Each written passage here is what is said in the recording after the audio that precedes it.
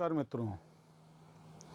अभी कुछ दिन पूर्व मैंने आपके साथ शेयर किया था कि किस तरह सहकारी बैंकों में एक सुनियोजित षड्यंत्र के तहत घोटाले करके जनता का पैसा हड़पा जा रहा है।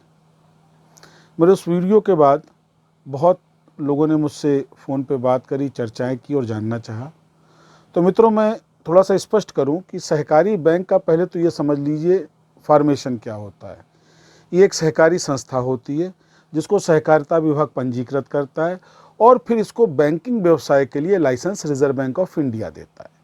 कहने का मतलब कि सहकारी बैंक के दो रेगुलेटर होते हैं, एक होता है स्टेट कोऑपरेटिव डिपार्टमेंट और दूसरा होता है रिजर्व बैंक ऑफ इंडिया।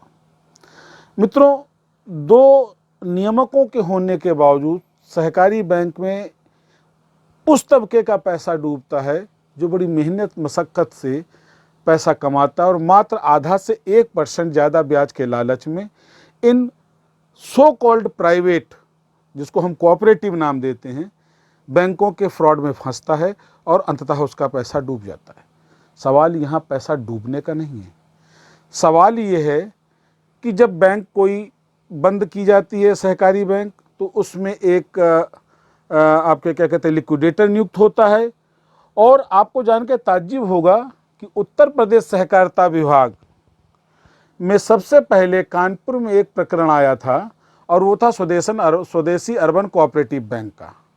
आज 20 साल बाद भी, लिक्विडेटर अपॉइंट होने के बाद भी, उस बैंक के जमाकर्ताओं का पैसा आज तक वसूला नहीं जा सका है।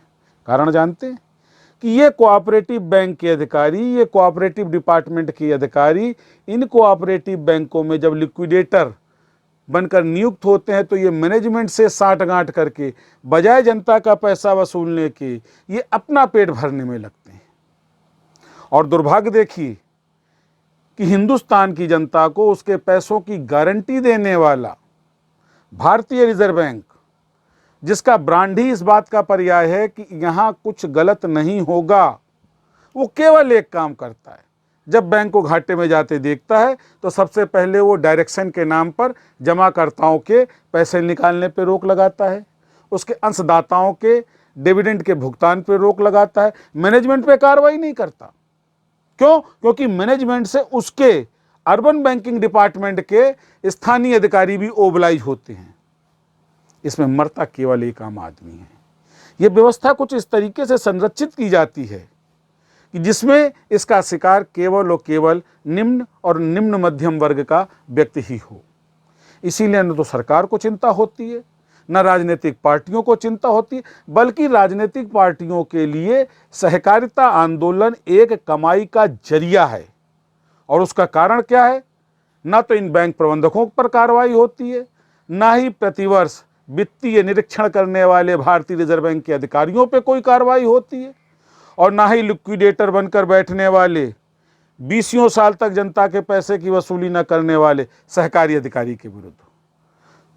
अब हमको आपको सोचना होगा और हमको आपको मिलकर एक दबाव बनाना होगा भारत सरकार पर, प्रदेश सरकार पर, कि इन बैंकों में होने वाले फ्रॉड और डूबने वाले पैसों की वसूलियाबी के लिए बैंक प्रबंधन के ऊपर कार्रवाई की जाए, उन सहकारी अधिकारियों पे कार्रवाई की जाए जो लिक्विडेटर बन करके जनता का पैसा और लूटने देते हैं। और सबसे ज्यादा बड़ी कार्रवाई और कठोर कार्रवाई भारतीय रिजर्व बैंक के यूबीडी अधिकारियों के प्रति होनी चाहिए, जो प्रतिवर्ष एएफआई तो करने आते हैं और उसके बाद में जनता को ही, उपभोक्ता को ही उसका पैसा लेने से रोक देते हैं।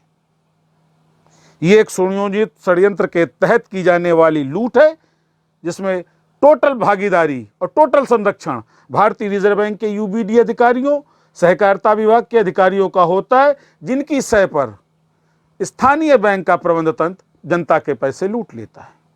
यदि आगे भी मैं इस पर आपसे चर्चा जारी रखूंगा। यदि आप मेरे विचारों से सहमत हो तो मेरा चैनल सब्सक्राइब करें व लाइक करें। नमस्कार।